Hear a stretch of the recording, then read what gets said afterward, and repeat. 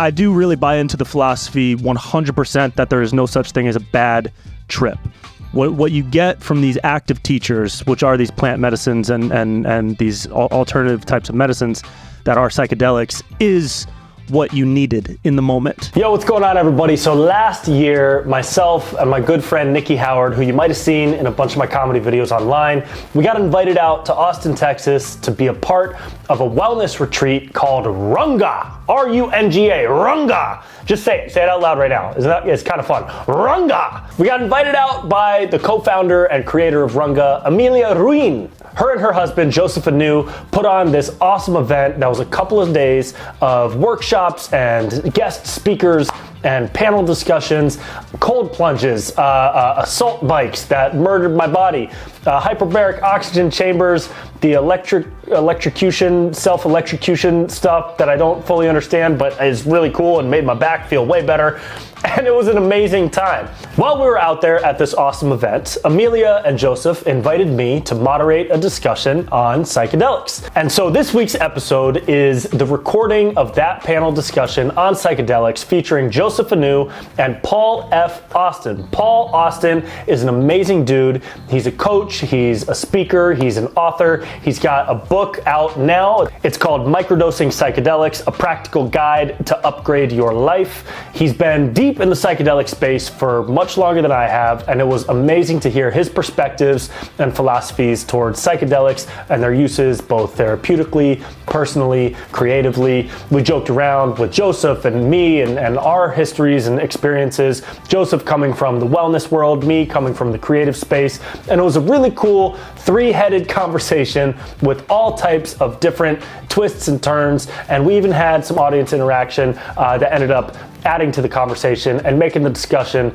super cool and super fun. And so I hope you all get a ton from this. I had a blast being a part of this panel. And check out RUNGA. Search RUNGA Wellness Retreat online and check out what they have to offer out in Austin, Texas in 2024. But real quick, I want to give you a couple of tips because I love being healthy. It feels really good. I'm happier when I'm healthier, and I feel like everybody else could be too. I feel like the world would just be a happier place if everybody took their health just a little bit more seriously. And I've integrated a whole bunch of different products into my life over the past couple of years, trying to figure out and mix and match what works for me, what doesn't work for me, what I feel, what I don't feel at all, but pretend to feel, and then I realize that I'm pretending, then I get mad that I'm lying to myself, and then I look in the mirror and I get into a fight with the mirror, I punch the mirror, then my hand is bleeding, I gotta go to the hospital, I gotta get stitches, and I gotta explain to the doctor, yeah, I got mad at myself because I was lying to myself about the healthy products that I was having, and the doctor's like, who are you?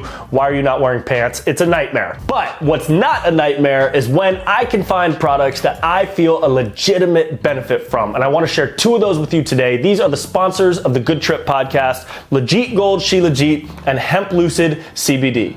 She Legit is a mineral-rich resin that's been used in Ayurvedic medicine for thousands of years. So right off the jump, if somebody's been using this and feeling the benefits from it for thousands of years, I'm definitely gonna give it a shot. And after using She Legit in my morning drinks every day for the past couple of months, I've noticed an immediate impact on my mental cognition, my ability to focus, my mental clarity, first thing in the morning, leading throughout the afternoon. I usually do 1 dropper full of the water dissolved version or a small pea-sized scoop of the resin version dissolved super easily into a morning coffee or tea. And there are all types of scientific articles and research that are on the Legit Gold website where you can check out how it can improve your liver health, your brain function, it can boost testosterone in men and balance your hormones. So check out legitgold.com to learn more about what She Legit can do for you on a daily basis. And in the evening, when I'm trying to chill out, I reach for Hemp Lucid CBD. Specifically, I've been loving their mushroom gummies lately. They have 3 different versions, one to help you focus during the day, one to help you ease into sleep at night, and one to help you de-stress. I think everybody needs to de-stress a little bit. I'd love to send these gummies to quite a few people that I know, to be honest. All of Hemp Lucid's products are created with a proprietary strain of USDA certified organic CBD, which is very rare to find in the CBD market because not many companies are willing to jump through all the hoops and do all the work it takes to be a certified organic product. Hemp Lucid is down because they're down for you to have a healthy, optimized system. They also have topical lotions, a couple of different dropper versions versions of CBD, like their MCT oil CBD or the water-soluble version. So check out what they got to offer at hemplucid.com. Use promo code PELA for a discount. And without any more talking, here is the live panel discussion between myself, Joseph Anew, and Paul F. Austin on psychedelics at the RUNGA Wellness Retreat. Upside people! Peptide people! Hello, Jay everybody. Campbell. How you doing? You feel good? Nice. Everybody's real mellowed out. Everybody's been electrocuted enough. We love it. Welcome to the 17,000th panel on psychedelics this weekend. We're so happy to have you. There's no such thing as too much conversation about medicinal medicines. My name is Brent Pella. I'm very excited to be kind of co-hosting this conversation with Paul and Joe. We're going to talk for a bit about psychedelics and different uses and different substances, different practices, and then we'll take some questions and probably end with everybody dosing each other secretly, which is great. But for now, I'll kick it to Paul, and we'll do a couple of introductions before we get going so you know who we are. So, hey everyone, my name is Paul. We'll be this is also a recording, right? You have a podcast called Good Trip. I started my own podcast, the Psychedelic Podcast, maybe 7 or so years ago, and that was right after I had bought a domain name, The Third Wave, and started to publish and educate a lot of information about psychedelics and microdosing. I've been doing acid for too many years at this point. 14. I had my first LSD experience at the age of 19, and then that sort of my professional interest in this has grown to be educational, experiential, and then also now training, which is what Joseph and I are currently working on. So professionally involved in psychedelics for about 8 years now. Wrote a book called Mastering Microdosing, and just I feel like I found my life's work and really love the mission and the cause that we're working towards. So that's me. Love it. Thank you. My name is Joseph Anew. I am the founder here at RUNGA. And, what's been interesting, I'll kind of give you my sort of progression into psychedelics. In many ways, my whole career started in the physical body, working in fitness. I became a personal trainer when I was 18, really started to evolve and get really into all the different ways I could serve people.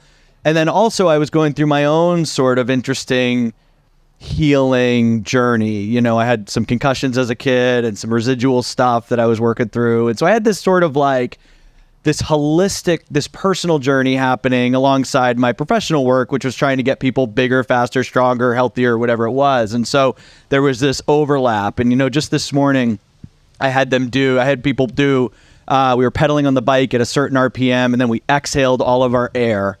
And we pedaled for 5 seconds without losing speed, and then consciously regained our breath steadily without gasping. And so someone was like, where the hell, where does that come from? And it comes from when I'm coaching professional runners and playing with breath work in my personal life and trying to figure out like how to make myself feel better and how to process emotion and how to move. So there's this evolution or this, innovation that comes from this, like having 1 foot in performance and 1 foot in kind of mind body. So as things progressed, what was really cool is when I met Amelia. She was really into Kundalini yoga, and I know I'm kind of getting long here, but I'll wrap it up. She was really into Kundalini yoga, which is this sort of, I was in breath work, and I did a TED talk on HRV in 2016, and I was really into it. And Kundalini was this like really interesting breath-based practice that I didn't really have any idea what it was about. And the short story was we got really into it in LA. She was moving to LA when we met, got super into Kundalini and energy and chakras and movement. But our teacher, Tage, was always no drugs. And we lived in ayahuasca. We lived in LA, and I couldn't go a week without getting invited to an ayahuasca ceremony. But we were in this container with Tage doing yoga all the time where it was just no outside medicines. The breath is the only thing we need. And what was really interesting is when my son was born, it brought up a lot of this trauma from my childhood that I didn't know was a problem. And it became alive enough that I had to start going against my yogi's recommendations and start looking for help to process this stuff. And it was so profoundly powerful and healing that I signed up for Paul's program at the time to learn more. I said, like, I know what this did for me. I'm not ready to bippity boppity boo runga and drop, medicine in this, but I need to learn more about like what was happening in my body and how this really worked. And so that was the sort of beginning of this relationship. And now over the last 7 or 8 months, I've been working really closely with Paul to help people that are in the health, wellness, executive coaching space incorporate psychedelics in really responsible and intentional ways to an existing coaching practice, which has been really fun. So it's awesome. Really long, but that's it. No, it's great. That's awesome. And my name is Brent Pella. I'm a stand-up comedian, writer, actor, do a lot of comedy videos online. I also host a podcast called Good Trip, which is what we're recording today. It's a series of conversations with people from the psychedelic space, business, entertainment, and more. And a majority of my experience with psychedelics over the past decade has come from trying to benefit my own mental health, my own well-being, under the guidance of some experienced friends and mentors, as well as using different medicines for creativity and inspiration as well, which I'd love to get into a little bit later. But right now I want to hear a little more about how you guys combined both of your backgrounds, which on paper would be different, coming from the physical space, coming from the manifestation space, and creating something collaborative that can benefit a lot of folks. Where did you guys find that intersection when you were first starting to work together? So, we were on a hike in Costa Rica. Dave was also on this hike. Dave's in the front row. Dave's a faculty in our training program as well. And this hike was in the jungles of Costa Rica. It was pouring rain for hours. And we still made the choice and decision to take 45 people out to a waterfall hike, part of which involves having to shimmy with a rope down the side of a cliff while they were on a microdose. The technical term is a hikrodose. Did you have them sign a waiver first? Yeah. Okay. I think so. And so I think in some ways that was for me there's always been a physical element in the psychedelic work. One of the practices that I love is body work. And I've worked with a body worker up in Gualala a couple times. And this body worker, his secret sauce is rectal ketamine. Okay, so rectal ketamine. Ketamine's an anesthetic. So has anyone done body work here? Dave, I know you have, Melissa. It can be very painful because we're getting into fascia, we're getting into tissue, right? So when you're doing rectal ketamine, a lot of that pain threshold increases. So anyone who's a master at working with it can get into deep trauma that's stored in the body and to release it. And so the lesson that he sort of gave me in one of those experiences was transformation, not transcendence. There's often a sort of bias towards the transcending enlightenment, mystical experiences in the psychedelic space. And what that often does is it can take us away from more the practicalities of, okay, after I've had this experience, how do I actually transform with 2 feet on the ground? How do I change the way I show up in relationships, the way I show up, change the way I show up in business, the way I show up in other like practical aspects? And I feel like for Third Wave, for the Coaching Institute, physiology and tangible transformation has been something that has always differentiated us from the more, let's say, either festival or either too academic ways, because the academic is too mine and the festival is often a little bit too recreational.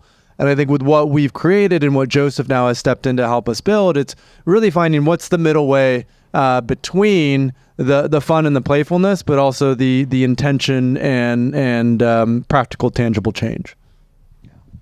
Cool. And Joe, with your physical approach and coming from a space of trying to better people's bodies physically, what are some of the mirror approaches that people take with psychedelics and kind of the approaches that you offer people taking with physical practices like cold plunge, sauna, these really intense stressors that people walk away with, a kind of a transformed mind, even in the moment, maybe in the short run, that builds to the long run. What is that kind of mirror approach with the two? Yeah, well, what's interesting about it is, and a lot of people know my past life, spending, almost a decade at Spartan Race and, throwing spears and crawling through mud. And what I learned is that, like, in that experience is going so deep into the physical creates an overflow. And suddenly you do this race that's really challenging and connected with nature, and you throw a spear and you feel this, like, primal energy, and you go home and you sleep better that night. You have more drive to like eat better in the morning and, act differently and incorporate these other mind, body, spiritual practices to facilitate even more kind of like accomplishment in this domain that you're kind of over, that you're really invested in. And, it was interesting because psychedelics are creating a lot of the same. And, with my background in the physical and, nutritional space and meditation and breath work, when I began to step into psychedelic work, I couldn't immediately, it was one of the reasons I signed up with Paul, because it was like, I can't imagine having done this without the 20 years of mindfulness, breath work, movement, exercise, good 30 minutes every morning on the bike, getting into the cold water. I've said to Paul, like, I can't imagine even giving someone 5 grams of mushrooms if they can't do 5 minutes of cold. Because the self-regulation and understanding your body is so, these are like both prerequisites and post-experience tools to amplify a high dose experience with psychedelics. So that's sort of the, mirroring in my life. And often the way that we'll talk about it or teach about it is looking at psychedelics as a skill set, right? That there's this sort of capacity to develop that we can develop when working with psychedelics. So knowing how to microdose, knowing what's the appropriate dose level, knowing the right medicine, knowing based on the intention of either ourselves or the client that we're working with, what medicine, what amount of that medicine, what set and setting is going to be ideal for them. And I think mastering that skill of psychedelics for anyone who is serious about growth potential, creativity, overall development, it's like it's being able to just microdose a little bit versus being able to be very intentional with what you do and how you do and where you do it is the difference between like cooking eggs and, a 5-course meal. And so what we focus on a lot is this is something that it's a path. It takes time. This isn't necessarily instantaneous, right? The insights and the downloads from some of these high dose experiences can be incredibly like these incredible catalysts, but sometimes it takes months, if not years, for those to play out in reality. And the truth is, especially with higher doses of psychedelics, it sometimes can get more difficult before it gets better. That change can be destabilizing, and that requires a supportive environment. So that way, even if you work with psychedelics, the destabilization doesn't lead to a destabilized life. Because what can happen is people have these incredibly insightful and spiritual experiences, but they go back, the next week and they divorce their partner, they quit their job, and they move to Costa Rica where they drink coconuts on the beach until they realize that their bank account is quickly dwindling. Doesn't sound like the worst life, but proper integration. Proper integration. What we always say is don't make any big life choices for at least a month after you work with these medicines, because you need time to really discern what do I really honor and pay attention to, and what maybe was just noise within that very intense experience. Sure.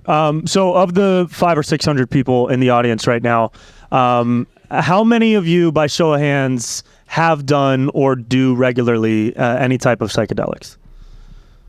Okay, so about 250 of the 500 do not. That's great.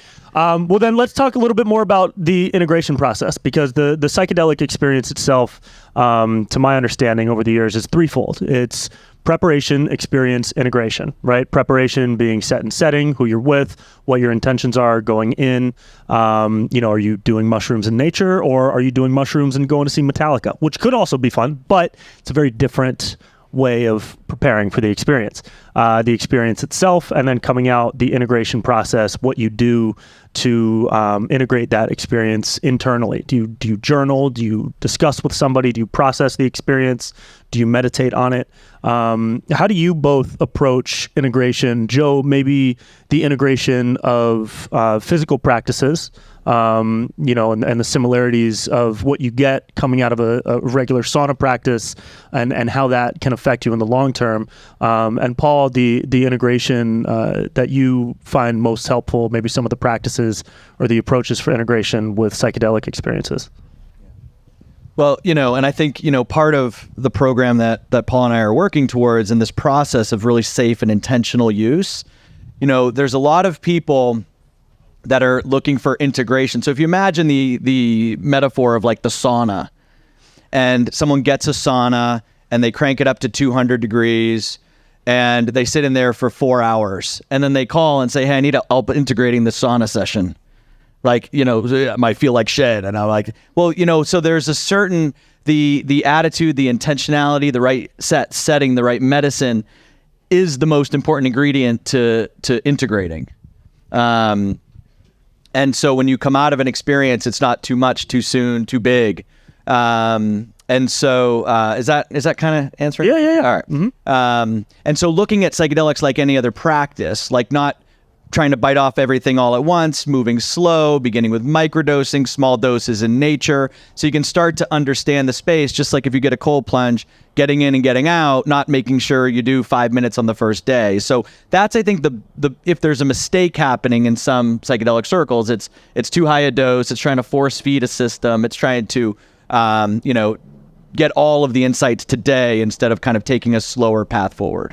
Yeah, there's like an impatience, almost like I've tried everything else and nothing else has worked for me and this has to work, or I've heard that I can, experience God and source consciousness. And so people will often be thrown into, like I mentioned, states of destabilization, which can often be more harmful than helpful. So one way that we think about it is like the 4% rule. Right? Like stretch a little bit beyond what your comfort zone is, but don't go so far beyond that you actually re-traumatize yourself. So that sense of discernment around what is the appropriate dose level that gets me out of my comfort zone, that gets me out of these ruminative thoughts, right? These sort of patterns that are repeating again and again without necessarily destabilizing our entire sense of reality. Dr. Shade?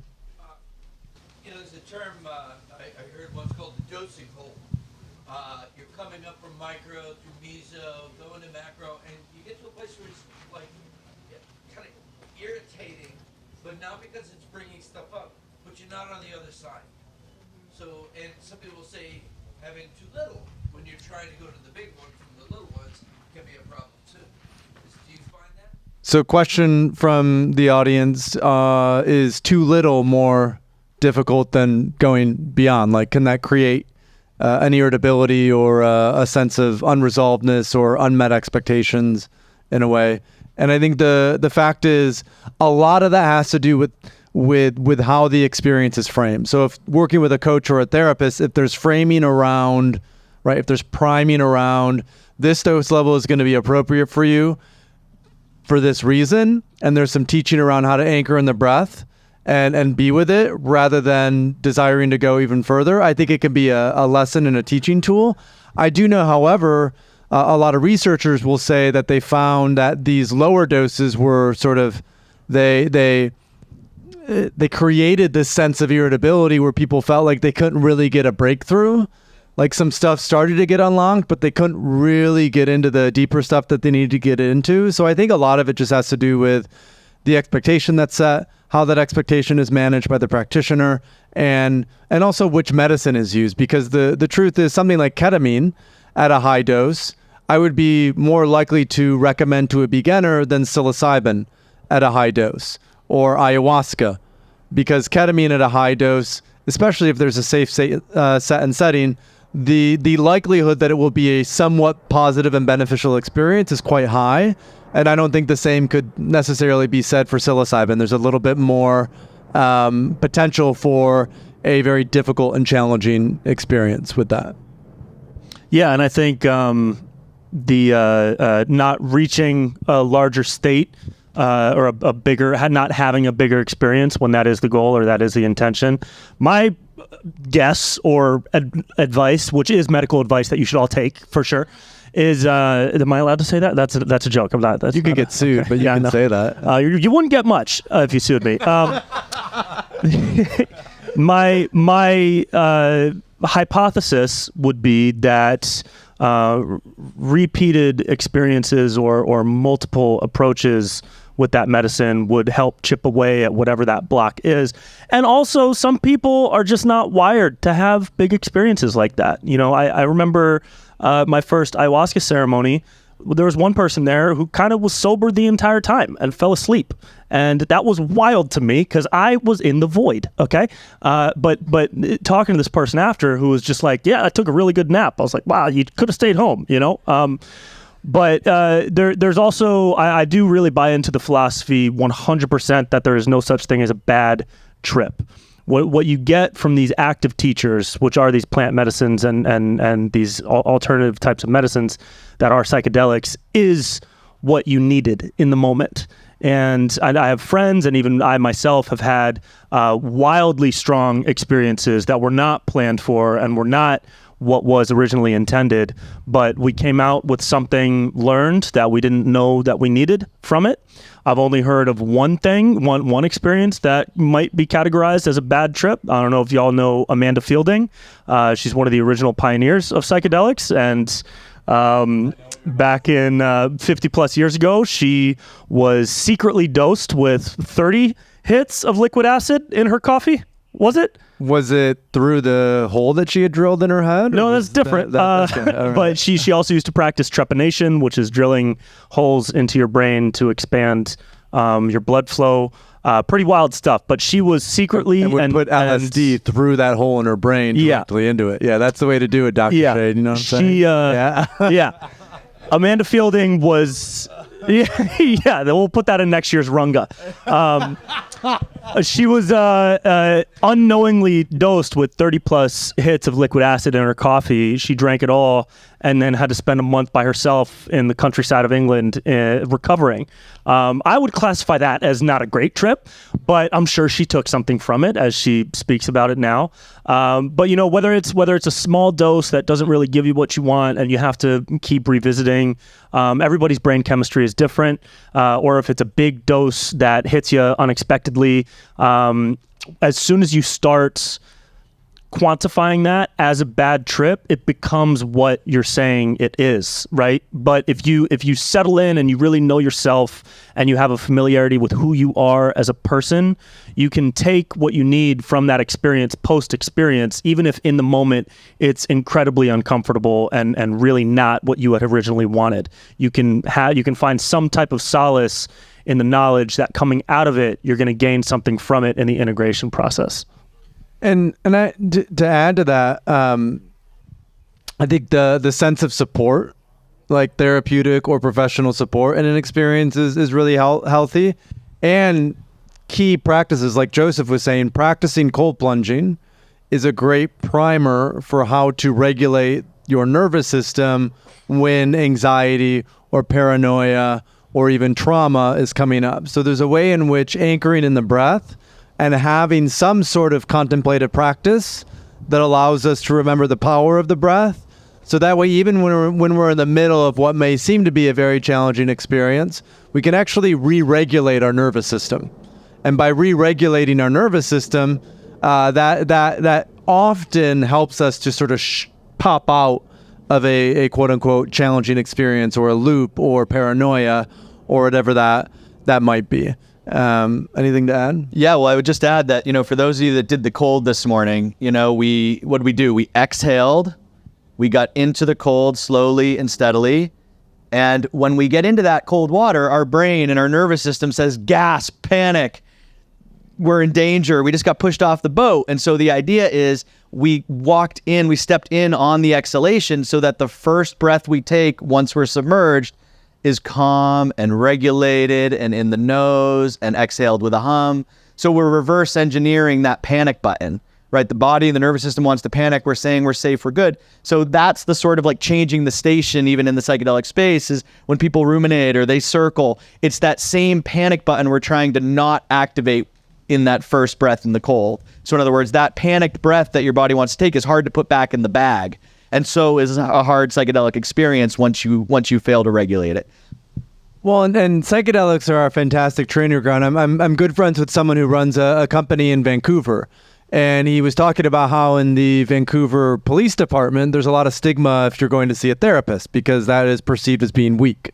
Whether or not that's clearly not true, but this is the case in the Vancouver Police Department. And he was saying that more and more policemen are doing psilocybin mushrooms, and they're really supporting it as a police culture because it has that sort of courage, warrior aspect or mentality to it. That going in and taking 4 grams or 5 grams, or as Kyle Kingsbury has done, 30 grams of mushrooms, really puts. I'm not recommending that at all. It speaks to the safety, though, like the 30 grams of LSD and the 30, you know. 30 hits of LSD, I think is, and the 30 grams of mushrooms. That going in there, that knowing how to navigate that is a training ground for learning how to be adaptable and resilient in everyday life.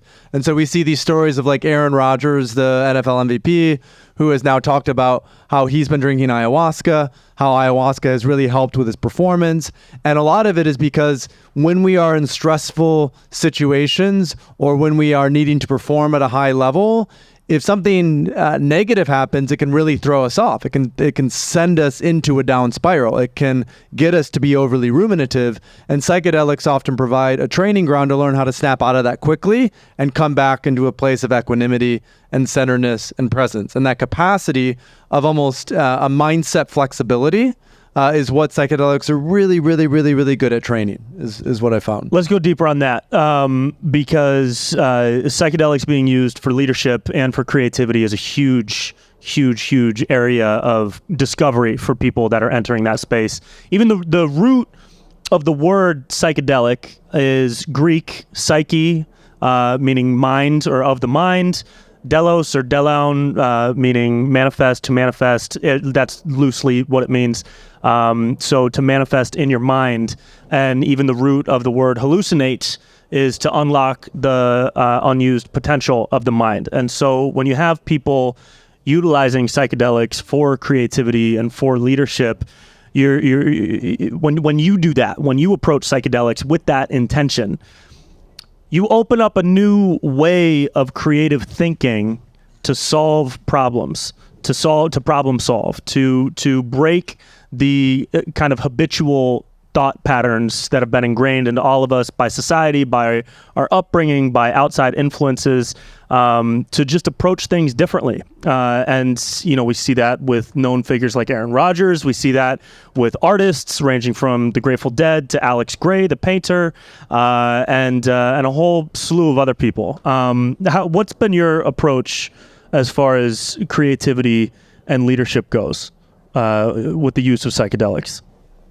I'll provide a little bit of historical context. So psychedelics were used in this thing called the Eleusinian Mysteries. Plato, Aristotle, Cicero, Marcus Aurelius, many other of the greatest and most influential Greek and Roman thinkers participated in these Eleusinian Mysteries.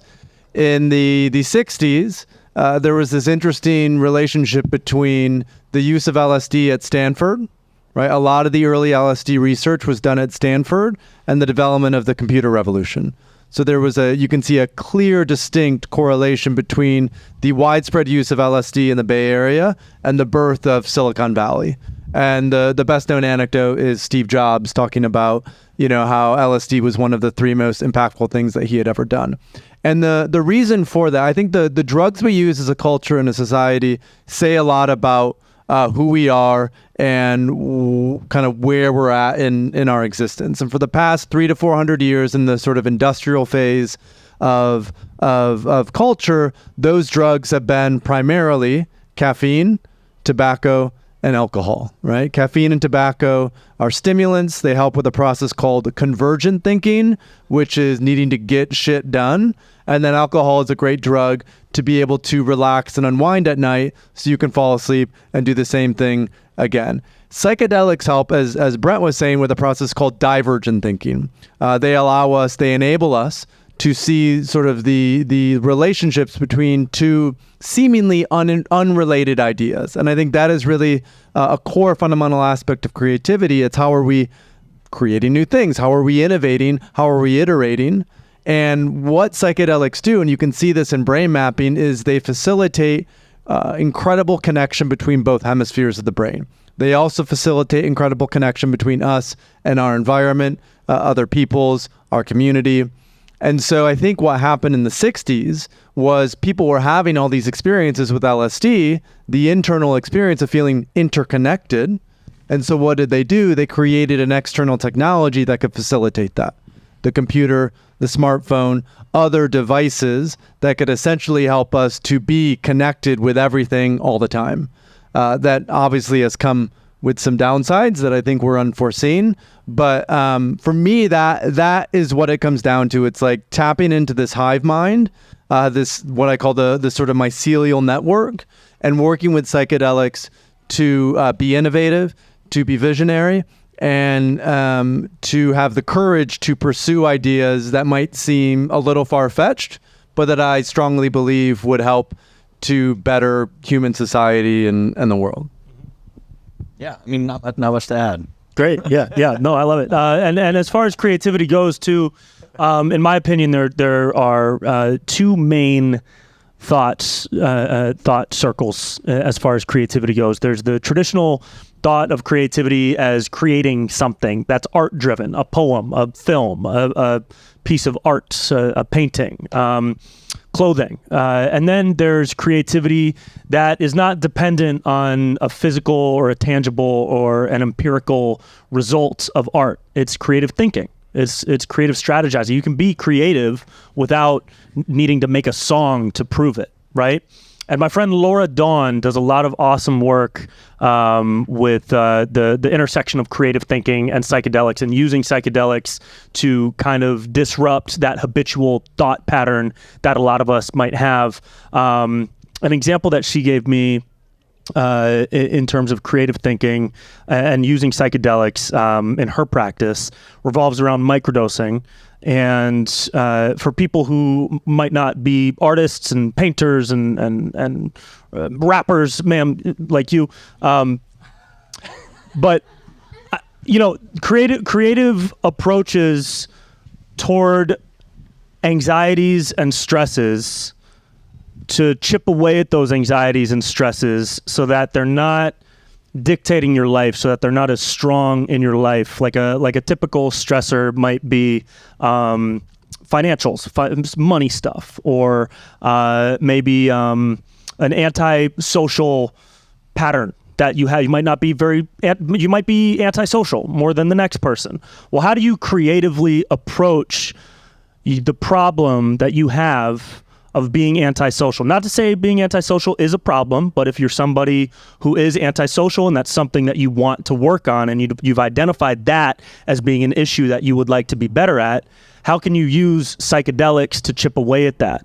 Well, maybe you microdose on a protocol for a while, and that opens you up to yourself more, and you can create a stronger connection with who you are as a person. You can communicate more authentically when you're on psychedelics. Often you lose a bit of a boundary, a bit of a wall. We see this in a lot of the PTSD studies with MDMA that organizations like MAPS are doing, where veterans will come in to therapy sessions and use MDMA in clinical settings and chip away at that wall of communicating what the PTSD is doing to them, and actually talking to the therapist about all of the stresses and anxieties that they've kept inside. Well, you can mirror that into the outside space away from the veteran in psychedelic therapy space by having somebody try a microdose protocol that allows them to be a bit more comfortable with who they are, a bit more grounded in who they are. They lose a bit of the stresses and the anxieties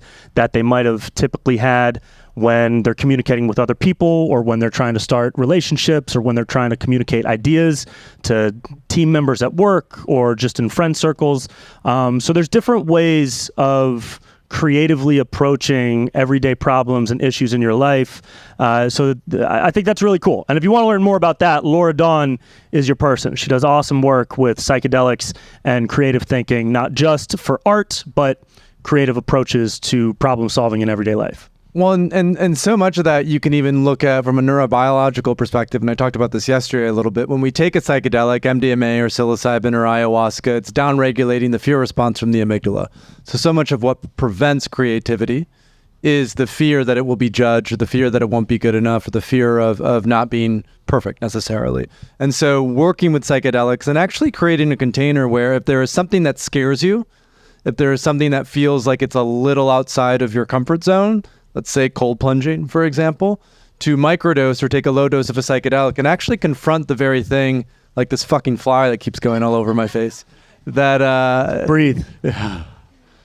to confront the very thing that you find to be most challenging. Jung had a great phrase, which went something along the lines of, you got to face the dragon to get the gold. So there's a way in which we have these inner dragons, we have these inner demons, and the best way to grow, to get through creative blocks, to do all of that is to actually face those demons, to face those dragons, knowing that the psychedelic can be a great tool to help you with that. I think, and something else that kind of came up for me in this is that, psychedelics, there's a lot of ways to use them. So Brent was kind of describing ways that microdoses might act as sort of like almost a pharmaceutical, almost a medication. It's something that's subperceptible just to help with the social anxiety. And then there's sort of the high dose experiences where you might get to the root of that problem. You might understand where that program came from, where that anxiety or where that shame came from. But what's interesting, I think, in terms of, one of Ram Dass's quotes, he talks about in the 70s, this world-class violinist came up to him and said, "Hey, will LSD make me better at the violin?" And Ram Dass said, "It depends why you play the violin." So in other words, it's not necessarily this thing that's going to make you better at what you are. In fact, if you're not ready to face those demons, if you're not ready to really dig deep, the high dose stuff might not be the right choice for you. That violinist might have experienced an improvement in his playing with a microdose or a little bit of LSD. But if there was some crazy root thing that got him into the violin, and that's why Ram Dass was warning him, if you did this because your parents made you do it when you were little, you might go in and you might not want to play the violin ever again. And so it's a really, powerful lesson in terms of use cases and stepping into the right framework to use these medicines.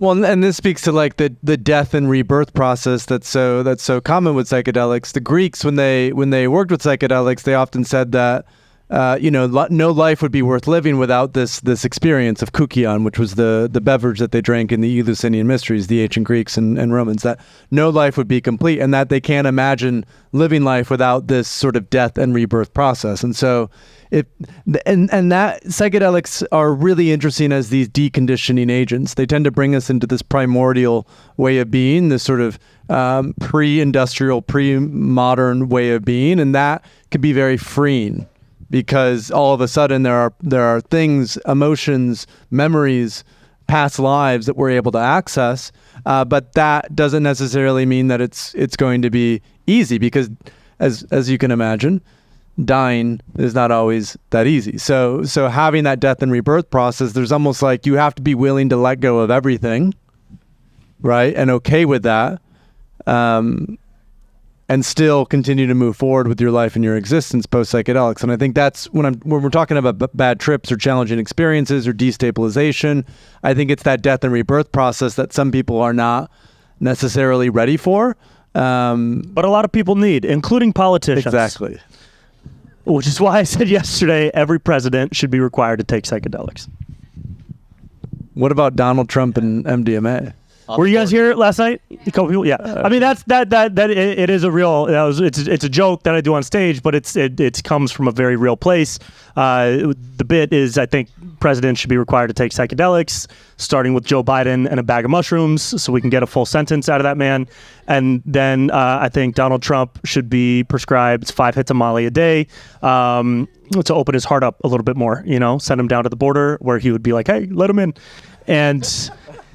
It's because it breaks your brain open. Everything you just said so eloquently, I will now spit out like an idiot. But it's true. It breaks your brain open when you try these different types of medicines because it expands your ability to be aware of yourself, of your surroundings, of who you are as a person, of your role in the world, of the world's role in the universe, of the universe's role in all of existence. And we miss that so often in the society that has been compressed and controlled to just being online and on your phone and buying stuff. And by expanding our own awareness, by expanding our own consciousness, we can approach everything differently, from relationships to career to our purpose in life, and find a new intention for living. And I think a lot of people that are in charge of things and are in power kind of need that. I don't mean to get all political, but I did. And so that's where that kind of joke stems from, which is reality. And probably thank you, Brent. Probably the final point, or the final thing that I'd love to talk about is, like, these are intelligent, basically, beings, right? We think of all non-humans as maybe being less intelligent or less complex. And the fundamental truth is that when you start to work with, particularly the natural medicine, psilocybin, ayahuasca, San Pedro, peyote, that these are intelligent beings and that they have a way of working in the world. And so a lot of people would say that working with psychedelics, you're coming into some sort of symbiosis with an intelligence that is actually far more profound than what we could ever imagine being as humans. And that in sort of creating that relationship, these medicines have a lot to teach us about connectedness to nature, about the importance of reciprocity, about the importance of being in relationship with our land, our culture, our peoples.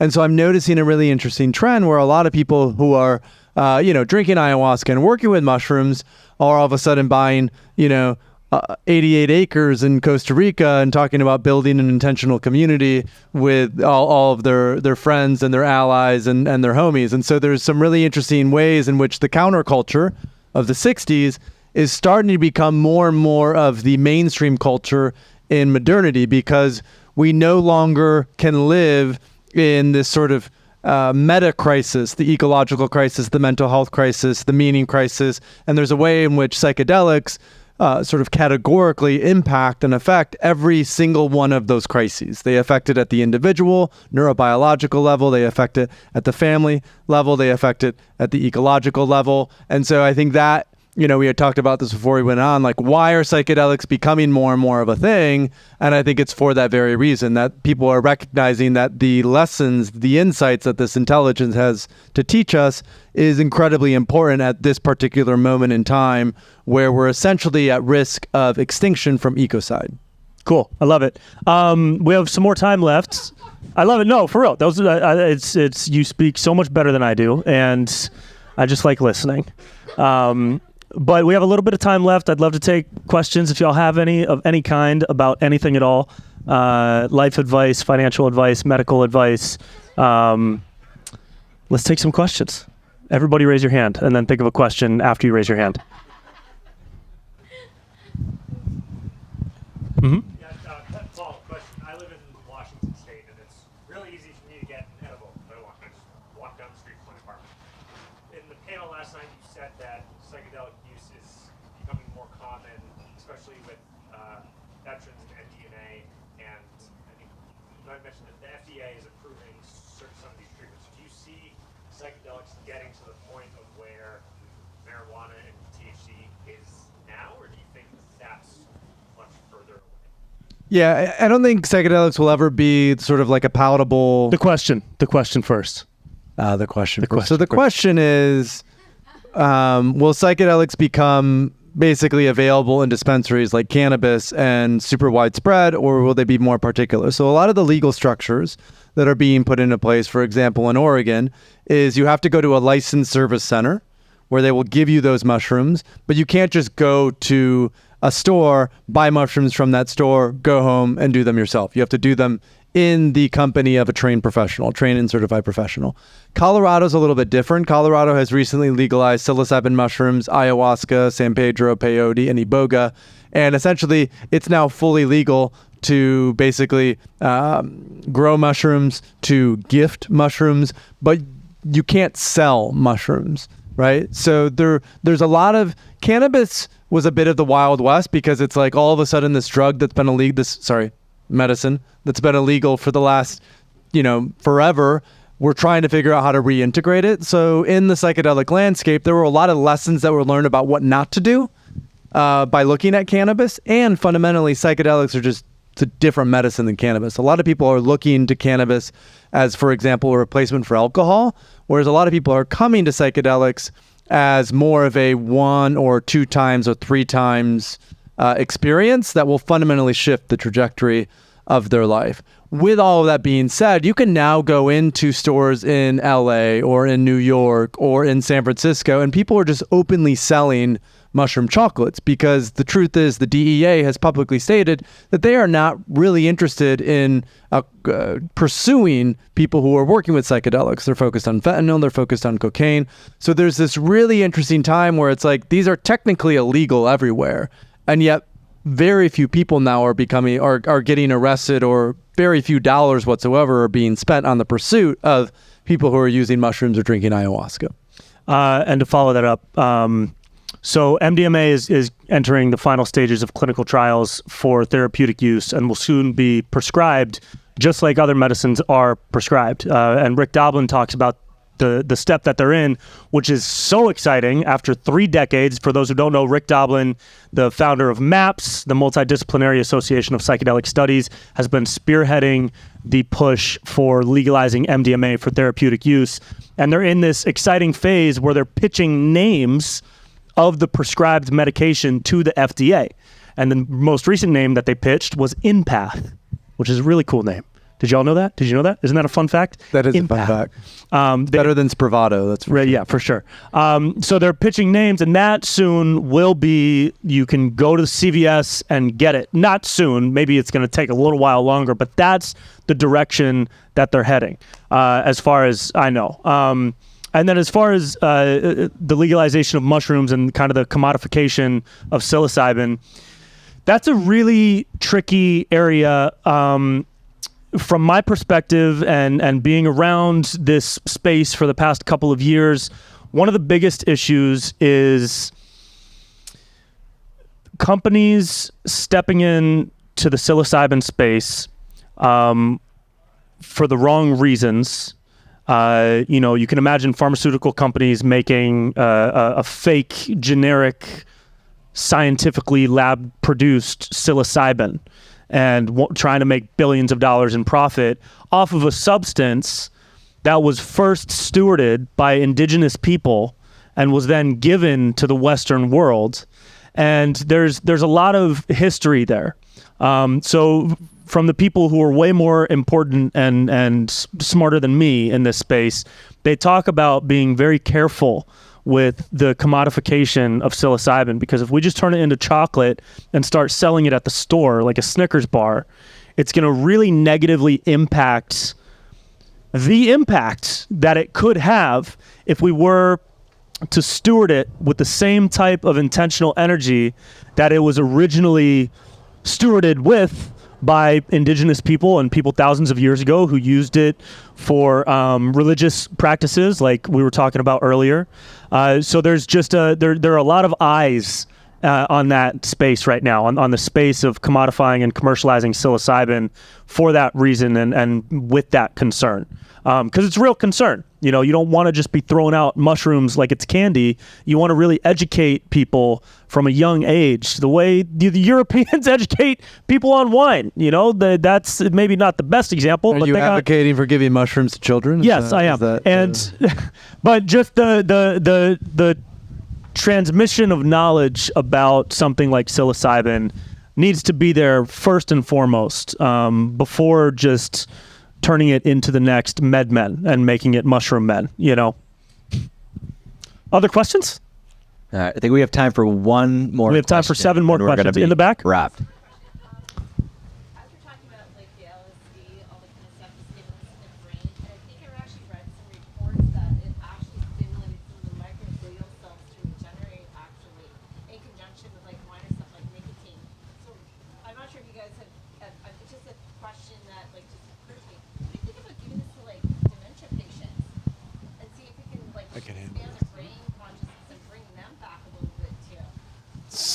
Great question. So there's a company out of the UK called Eleusis, which has done... The question is about... the question is, could LSD be helpful with things like dementia? Mm-hmm. And sort of helping to people to heal from that. So, or not heal, but like not fall into the hole so quick or whatever. So there's a company called Eleusis in the UK that's been doing research on microdoses of LSD for dementia and Alzheimer's. It's still very early, but the mechanism that they believe is responsible for that is the anti-inflammatory impact of psychedelics. So we talk a lot about neurogenesis, we talk a lot about trauma healing, but what's really interesting about psychedelics is that they have a high degree of impact on chronic inflammation. And that a lot of people believe that chronic inflammation, especially in the brain, is responsible for Alzheimer's and dementia. And so they've started to do clinical research on testing, could this be an effective medication for those two issues? A friend of mine told me an anecdote recently where his dad was really struggling with dementia and was starting to really, was in a pretty dark space. And he ended up putting 5 grams of mushrooms in his coffee without telling him. And he noticed that his dad ended up having like a really was verbally communicating for the first time in over a year, I think. Was able to express love and admiration as a result of that. Like the changes were profound in terms of how it had impacted it. So I think the most important thing is how do we strip off a lot of these restrictions on psychedelics, because the fundamental truth is we're still in the nascent phase of research on these medicines, and we don't know what we don't know. And so I think there's some incredibly exciting things that psychedelics can help with that we're just still figuring out. Like, for example, there are people who will heal their shingles with lower doses of psychedelics, because again, it helps to manage that chronic inflammation, which allows for the intuitive healing response to come forward. So all of that to say is this is a really exciting space, very cutting edge, and we're literally like, we know maybe 10% of what we will know 10, 20, 30 years from now about what these medicines can do. Yeah. Love it. Guys, thank you so much for being here. Before we leave, for everybody listening at home, will you guys just give a little bit about where people can find you, find your work, and connect? Yeah, Joseph Anew on Instagram. This year event is rungalife.com, and of course with Paul, the Psychedelic Coaching Institute and thirdwave.co. thethirdwave.co and psychedeliccoaching.institute. We have a free community on Third Wave, an app that you can download, Third Wave Community, where you can join and connect with others. And then with the Institute, we do a practitioner training program for executive coaches, health and wellness coaches, and also clinicians if they want to learn how to work with psychedelics in their practice. And then reach out to me on Instagram. I'm at Paul Austin 3W. And I also tweet. Are we still calling it tweeting? I call it Twitter. I refuse to call it Xing? X. I refuse. No. Yeah. Okay. And I'm also on Twitter at Paul Austin 3W. So. Right on. And the podcast is Good Trip. It's a 10-part series. Episodes with Rick Doblin and others are out now. Episodes coming up with David Bronner from Dr. Bronner's.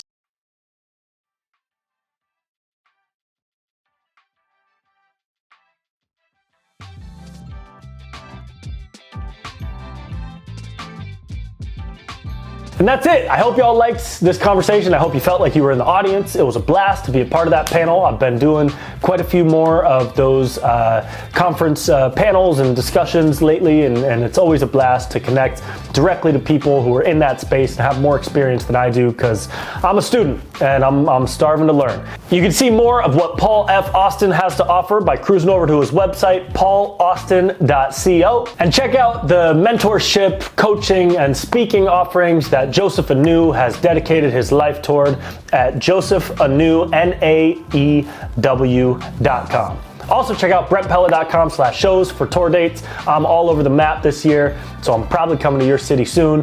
And cruise over to legitgold.com, use promo code Brent for 15% off your order of She Legit. And hemplucid.com is the homie. They make the best CBD on the market. Use promo code Pella at hemplucid.com. All right, y'all, have a wonderful week. See ya.